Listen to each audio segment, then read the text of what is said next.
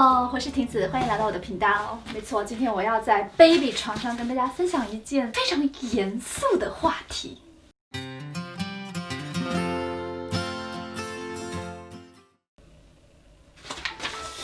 今天与其说要分享这个话题，还不如说我要给大家讲一个故事。当当，非专业知识分享，请不要当做专业知识来全盘接收。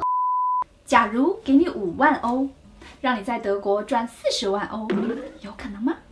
绝对不可能。非亲非故的，我为什么要给你5万欧？再说我也没有呀，是吧？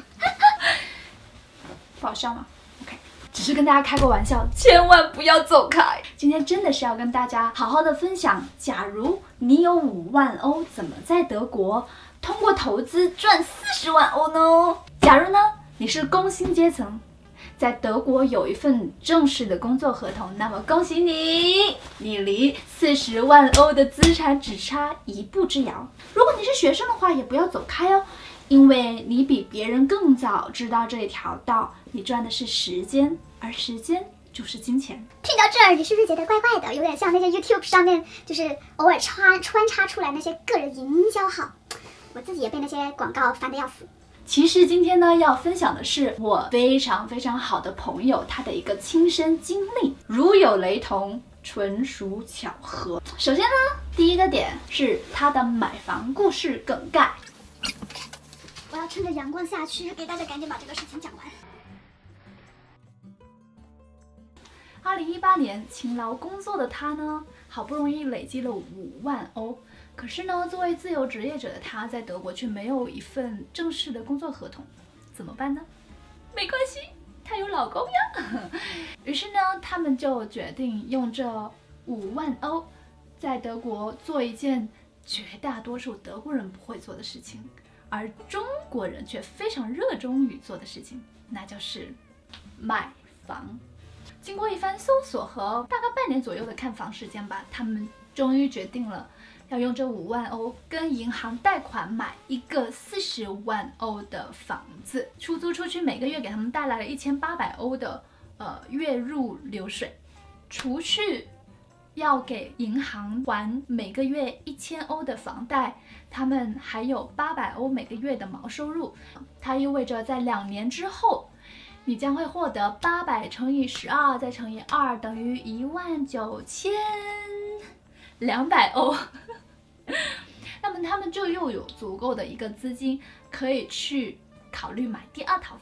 因为呢，由于账面上面每个月的月收入非常的稳定，他们再去跟银行谈贷款，这个就算砍掉租金变成900欧，因为一般银行是会算你租金的1半，那即使是算1半，他们每个月有900欧的一个月收入，这个是基本上可以抵消他们要还给上一个首付银行贷款。因此在跟银行谈第2套房子的贷款的时候，相当于他们并没有背负更多的债务，所以这样的资金流堪称绝笔。哎呀，我的妈呀，我要换一个地方，不然我的宝宝应该受不了了。换一个更消缓的姿势。第2点，他为什么要在德国买房呢？其实当时他手里有2个选择，就是第一呢，就是拿这5万欧去做一个小生意；第2呢，就是买房。买房是一个基于时代和社会共同财富的一个生意。我觉得，如果你在刚开始的这个选择做得好的话，它相当于赔本的几率非常的小，而且他当时并不具备就是自己再去投入更多的精力经营别的生意的这样子一个条件，于是也就水到渠成的选择了买房。都是买房，为什么弃中国而选择德国呢？其实原因巨简单，他想要一个赚钱机器，而不是一个就是在5年之后或者10年之后卖了然后一夜暴富的这样一个项目。大家也许都知道，其实很多的德国人民都愿意拿出工资当中的1/3甚至1/2的这样的一个比例去租房。再者呢，国内的房地产这样子一个状况，听风就是雨，摇摇欲坠的感觉，其实并不是一个投资的好时机。所以作为在德国打拼的小市民，他决定就地取材，他毅然决然的在德国买房。其实在这样的情况下，选择在德国买房简直就是屁股都能做出的决定。第3点，买什么样的房子呢？当他们决定要买房的时候，他们就开始各地考察，曾经想过在德国的小的旅游城市，买一些房子作为别人度假可以用的房子，也想过就通过购买政府强制拍卖的便宜的房子。他甚至有跟他的先生就是请假之后驱车前往别的城市去旁听强制买房的就是一些流程，然后也曾经携带着几万欧的一个支票，然后到现场实地拍卖。当然这是另外一个大的话题了。这中间他们还遇到了非常好玩的事儿，如果有缘的话再跟大家分享。最终呢，他选择了投资房价增长最高的城市之一，那就是柏林。他只买柏林最市中心的房子，其他的一律不看。第四点呢，还想跟大家分享一下他在买房子当中遇到的一些奇葩事儿。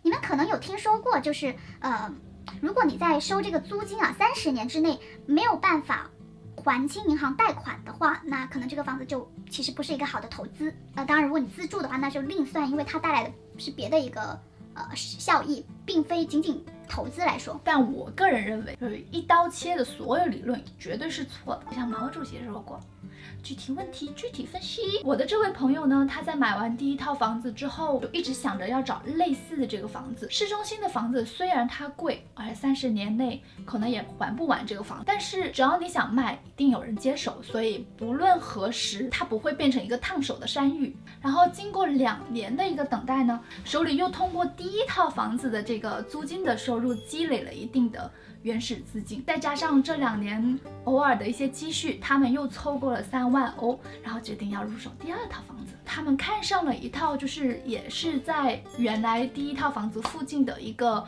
房子，价值也是40万欧，却比原来的那个房子要更大。这个房子大概80多平米，可是只需要40万欧，因为它是带租户的，所以它的平均每1平米大概就5000欧左右，这个在一个市中心啊很难想象的一个价格，所以你买到就是捡到了。在跟银行就是经过一系列的交谈之后，他们决定以零首付买下第2套房子。零首付的情况下，他们只需要准备3.2万欧的钱作为手续费。当然了，带租户的这个房子其实也是需要魄力的，并不是说所有人都敢买。那在看完房子之后呢，他就立马把押金打给了中介，然后要求中介一起约那个房主。约完之后呢，他们就回复说，这个呢，他跟他们经常合作的那个微工作人员现在正在度假，需要等2个星期。于是呢，2个星期之后等来的却是要加价8万欧，8万欧啊！光天化日之下，这是要抢钱吗？原因是呢，原来的那个租户主动解约，所以带租户的这个房子已经变成了空房子。妈妈还在，阿爸，你要吃这个吗？我给你打开吧。你的饭吃完了没有？真的吃完了？你确定？过来跟大家说 hello。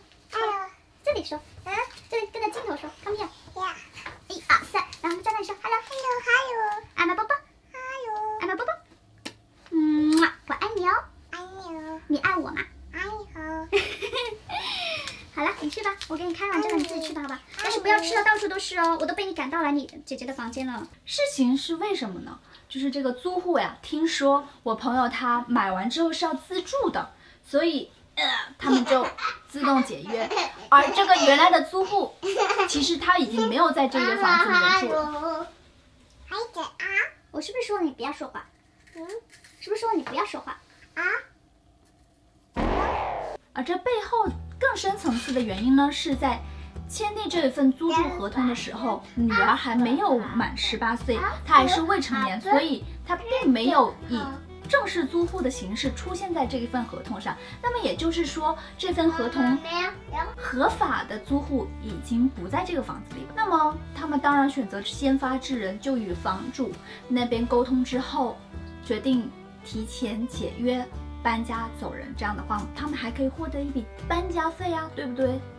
而另一方面，房主却因为这个，他的房子一夜之间增加了至少5万欧的这样的一个利润空间。听到这儿，动脑子的孩子们可能就会问了：为什么房主不在之前就跟这个租户自动解约呢？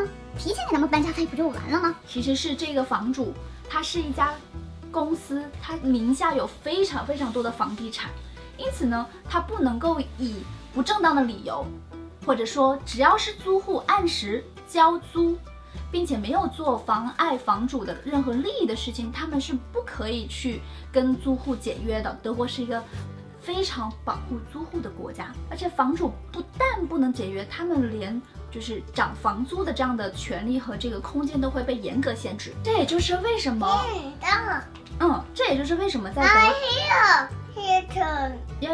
这也就是为什么在德国，一个租户在同一个房子里面生活了几十年是司空见惯的事情啊。所以噼里啪啦啪啦啪啦，噼里啪啦啪啦啪啦。话说回来，如果你在德国有一份正式的工作合同，手里又有一笔小积蓄的话，不妨考虑一下买一套房子吧。如果租金能够让你在2年之内，就是把这个手续费给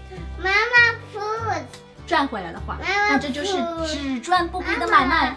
哇呢，我在说很严肃的事情呀。好了，这期视频也只能分享到这里啦。如果你们喜欢这期视频的话，请给我点个赞吧。刚刚呢被Wana打断了，所以有一个就是这个话题其实还没有完全说完。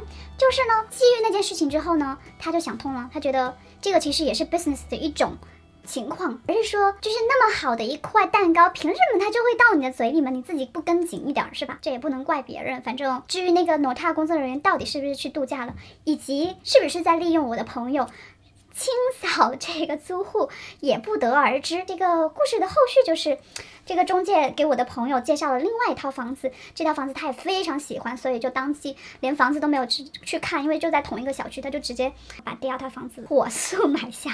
然后这个房子的大概的价值也是40万哦。不过话说回来，柏林呢最近也是房地产的这个市场比较动荡，但是这是另外一个话题，就是他们出了一个就是Mietendecke。那如果有兴趣的朋友们，你可以在下面留言，我可能可以跟你们分享更多。那这期视频就真的到这里结束了，好了，拜拜。鼻子在哪里？鼻子在哪？嘴巴在哪里？眼睛在哪里？头发呢？耳朵？Nase? Wo ist deine Nase? Wo ist dein Auge? Ja, wo ist dein Mund? Ja! Ja, Hände schmutzig. Bye bye. Bye bye. 既然你已经坚持看到了现在，那么就点个赞再走吧。如果你人非常好的话，不如就订阅我的频道吧。